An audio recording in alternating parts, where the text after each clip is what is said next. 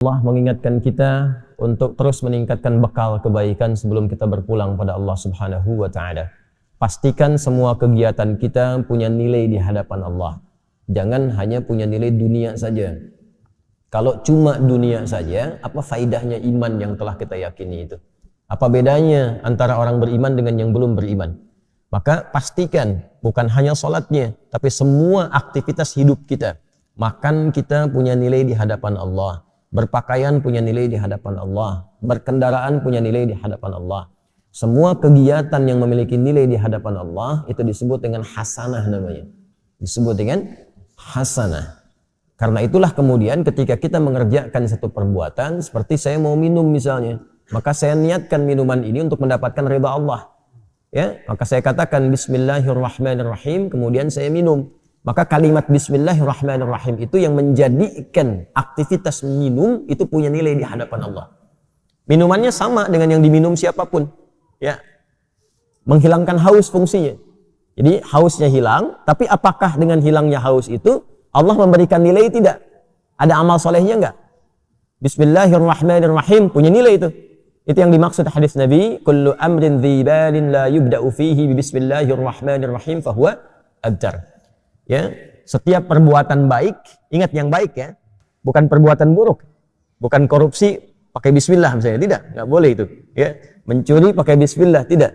Semua perbuatan baik, dibalin itu yang dibenarkan oleh akal dan hati kita itu benar. Jadi sesungguhnya kalau orang berbuat salah, hatinya pasti menolak. Ya, hatinya menolak, itu bal, ma fi balika. Apa sih yang ada dalam hatimu itu? Ya, kan saya sering katakan begini kalau ingin menguji ya. Anda keluar dari masjid untuk ngetes, bukan dilakukan terus, bukan ya. Untuk ngetes, coba iseng-iseng pakai misalnya, dipakai iseng, bukan dipakai pulang ya. Dipakai iseng misalnya sendal orang lain.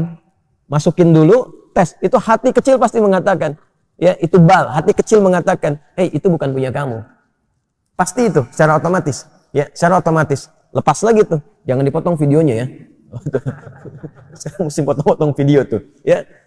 Itu ngecek itu seperti itu, hatinya pasti akan protes. Nah, jadi Nabi pernah mengatakan istafti qalbak, ya. Coba tanya hatimu yang paling dalam. Kedalaman hati itu disebut dengan bal namanya. Mafi balik, kenapa lu? Apa sih isi hatimu itu yang membimbing pikiranmu, ya?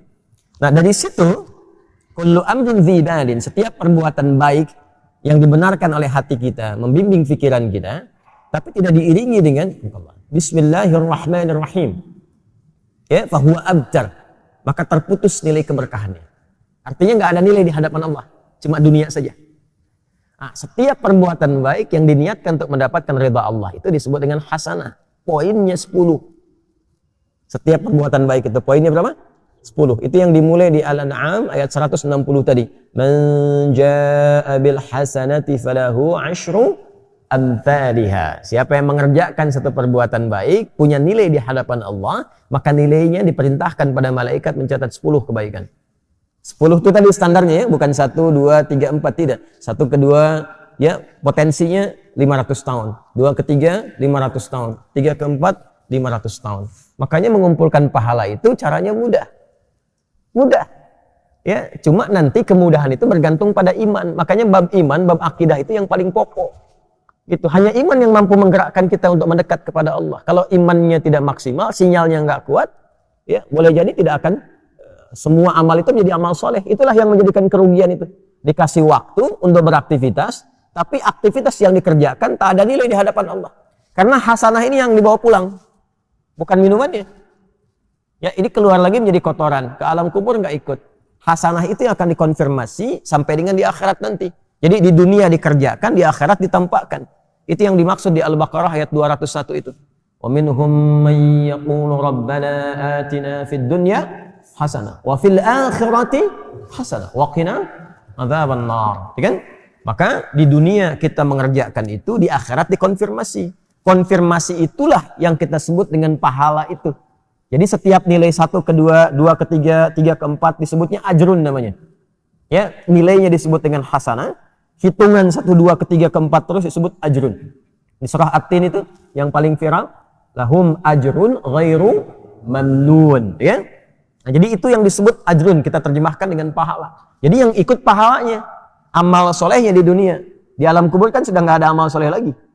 Ya, nggak ada amal soleh lagi. Jadi jangan berharap atau berdoa mudah-mudahan di alam kubur masih bisa tahajud misalnya. Enggak. Udah istirahat di alam kubur itu. Tinggal ditampakkan pagi dan petang itu, ya, ditampakkan kenikmatan surganya nanti. Kalau dia insan beriman, hadis riwayat Umar bin Khattab radhiyallahu taala anhu tentang sifat surga. Nanti ada kitab Bad'ul Khalqi di dalam Sahih Al-Bukhari. Nanti di subtopiknya yang ke-9 itu tentang sifat abwabil jannah, sifat tentang pintu-pintu surga. Ya, di hadis kedua dari situ adalah hadis dari Umar bin Khattab radhiyallahu taala anhu yang menerangkan tentang bagaimana keadaan di alam kubur ya bagi setiap manusia. Kalau dia min ahlil jannah, ya, in kana min ahlil jannati, jika dia termasuk ahli surga maka ditampakkan surganya setiap pagi dan petang. Ini nanti yang melahirkan rumusan di antaranya zikir pagi dan petang. Ya, dan nanti ada hadis-hadis lain tentang fadilah-fadilah keutamaan yang mengantarkan ke alam kubur. Babnya iman, ingat. Babnya iman. Kalau beriman yakini. Iman kita dipertaruhkan di situ dan tidak akan ada ruginya, toh meninggal juga. Ya kan? Toh meninggal juga. Nah, nanti dikonfirmasi saat di akhirat ditampakkan itu semua dalam bentuk kitab kita. Makanya nanti di surah Al-Isra akan dikonfirmasikan Iqra kitabak kafa bi nafsika al-yawma 'alaika hasiba. Jelas ya? Nah, karena itu disarankan kita mulai meniatkan diri kita sepenuhnya untuk menjadikan semua aktivitas kita punya nilai, menjadi hasanah. Termasuk sholat yang baru ditunaikan. Karena sholat itu ibadah pertama dalam Al-Quran yang disebut dengan hasanah. Quran surah ke-11 Hud di ayat 114. Aqimis sholata tarafain nahar wa zulafan minal layl innal hasanati yudhibnas sayyiat. Ya kan? Tunaikan sholat dari mulai pertengahan siang sampai dengan ke malam, ya, dari mulai terus sampai dengan subuh sampai dengan ke isya. Innal hasanat, semua salat yang dikerjakan itu menjadi hasanat, jamak dari kata hasanah. Jadi salat disebut dengan hasanah. Karena itu rumusan ibadah kita yang dicontohkan dalam Al-Qur'an, begitu kita akan ucapkan dan mohon kepada Allah menjadi hasanah, salat didahulukan. Inna salati, teruskan ayatnya, wa nusuki wa mahyaya wa mamati lillahi rabbil alamin. Dan ini nanti akan menjadi salah satu di antara 12 doa iftitah. Doa iftitah itu ada 12. Nanti di Sunan Abu Daud yang sangat menyenangi doa ini itu di antaranya sahabat Ali bin Abi Thalib. Sayyidina Ali bin Abi Thalib radhiyallahu taala anhu itu sangat senang dengan doa ini. Beliau membaca dalam salatnya itu wajjahtu wajhiya lilladzi fataras samawati wal arda hanifan musliman wa ma ana minal musyrikin. Inna salati wa nusuki wa mahyaya wa mamati lillahi rabbil alamin la syarika lahu wa bidzalika umirtu wa ana minal muslimin wa ana awwalul muslimin, dengan dua riwayat. Nanti yang Abu Hurairah itu yang meriwayatkan yang Allahumma ba'id, yang Ali bin Abi Thalib yang meriwayatkan wajjahtu. Yang di situ terdapat inna salati. Jadi kita berikrar ke bukan hanya salat kita, semua ibadah kita. Semua ibadah kita, wa nusuki, wa mahyaya, semua kegiatan hidup kita. Ya, wa mamati sampai kita wafat.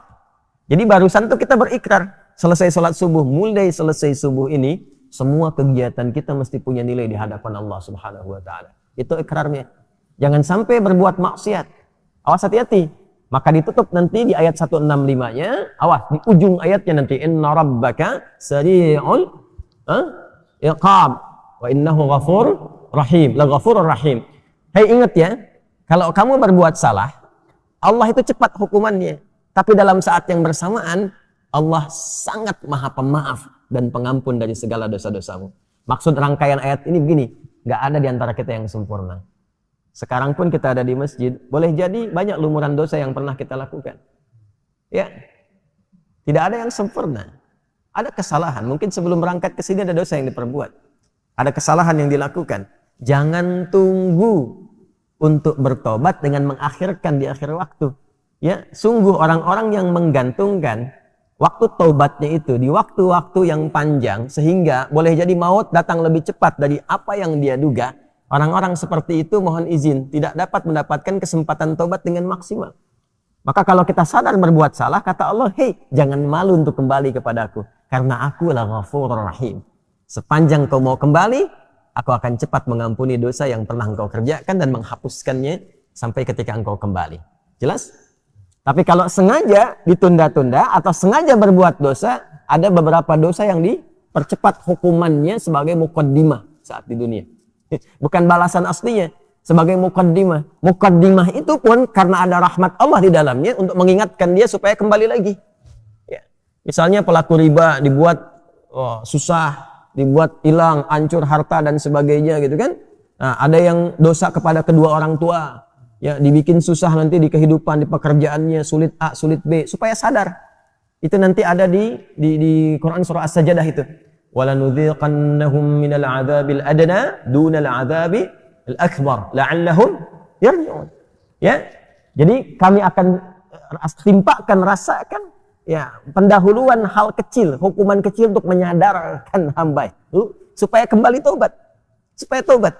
Jadi jangan tunggu dihukum dulu oleh Allah ya untuk disadarkan supaya kamu taubat.